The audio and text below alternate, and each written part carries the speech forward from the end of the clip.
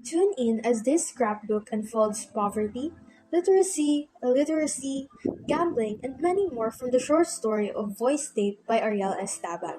We will be discussing the various themes and having deep dives to show connections between them and how they are presented in the story. The first thing we have is literacy. Noong hinahanap namin ni Nanang ang mga sertipiko ko bilang Best in Math sa elementary at high school at nang may maibigay ako sa principal, pinagtuturuan kong public school sa Cubao para sa karagdagang puntos sa aking kakayahan at nang mapabilis din ang pag-akyat ng aking ranggo. This shows how being literate is not the only important thing, but also the achievements and honors we receive. Next, illiteracy. Dante, gawa nga tayo ng sulat para sa auntie mo. Tayo? Sabi niya nang ibig sabihin, ididikta niya ang isusulat ko. This conveys how being illiterate affects one's learning and growth. It is also important to understand the customs, traditions, beliefs, and provinces as said in the short story.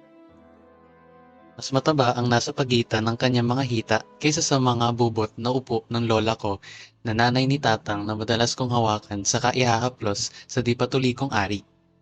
Si Lilong Martin din na manunuli na malayo ng kamag-anak ni Nanang ang nagsabi na kung gusto kong lumaki, ganoon ang gagawin ko. Kinaumagahan, maaga kaming nagtungo ni Nanang doon sa pagtatayo ng bahay. Kasama na ang tatlo kong tiyuhin, si Lilong Ilo na karpintero.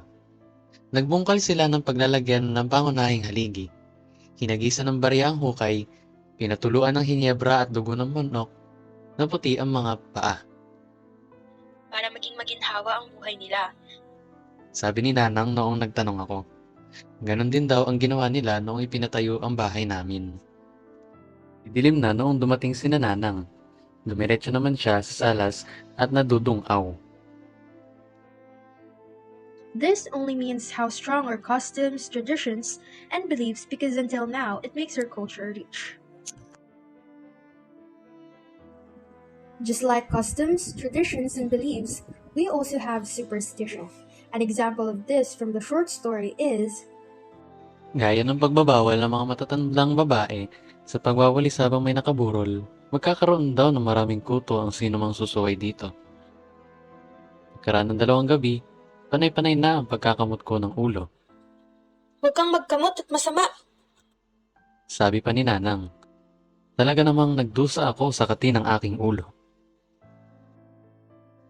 Pugutan mo na kasi ang manok! May sumigaw. Gagawin daw ito para wala nang susunod sa kanya na mamatay sa pamilya. Sige nga po, Diyos ko. Hiling ko sa loob-loob ko. From here, even the natives before, if they weren't careful to follow them, a curse will befall them. This is also called kasabihan ng matatanda. We also learn from the story how powerful it is that people in high position, especially in politics, would even bribe just to be in that position.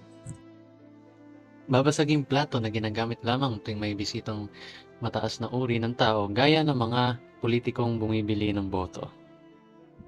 From the use of expensive cutlery, it reflects the politicians in high position with that much power. Next, terrorism and crime. Kakaiba dahil di ko man lang ito naramdaman kahit madalas umiyak si Nanang noong nadukot ng mga NPA si Uncle Severino, na kapatid din niya na sinundan ng bunso. Sumpa ko sa loob-loob ko na ang nasa isip ko, ang CAFGU na nambugbog at muntik bumaril kay Uncle Mulong. Animoy nagbubungkal ng ginto sa pananabik habang hinahango ang mga bunga ng malunggay mula sa dala niyang sako. Saka may hinango siyang baril. It shows that a person whose life is hard may result to a crime and how one's beliefs and principles lead them to the unlikely path of terrorism. Then, we have gambling and how prevalent it is in our culture and society. Agad ding pinatabi muna ni Uncle Mulong ang mga nakapalibot sa 3 lamesa na naglalaro ng Tom Eats at Pusoy Dos. Nauna pa nga sila kaysa sa bangkay. Hanggang ngayon, pugad ng mga mahihilig maglaro ng baraha ang baryo namin. This shows how common it is to gamble, not only on ordinary day but also on any occasion. In the story, it also emphasizes how poverty greatly impacts our society. Isang kahig, isang tuka. Gaya ng kasabihan, dahil kutsero naman ang ama ni Nanang at napakaliit naman ang lupang minana ng nanay nila. Dahil nga babae lang, makitid lamang ang lupang sinaka ng tiyo. This is something that has been part of culture and society, and how this affects all aspects of our lives, including education and labor. The negative effects of pornography and how it destroys our mind of being pure and innocent is very much depicted in this line from the story. At ang posisyon nila, gaya ng nasa pahina ng Playboy na pinagpasapasahang binuklat-buklat nila Uncle Mulong at ng kanyang mga barkada. At nung nalasing na sila, napabayaan nilang mahulog sa ilalim ng mesa. Ako namang nasanay na magbuklat ng banawag, tinignan ko.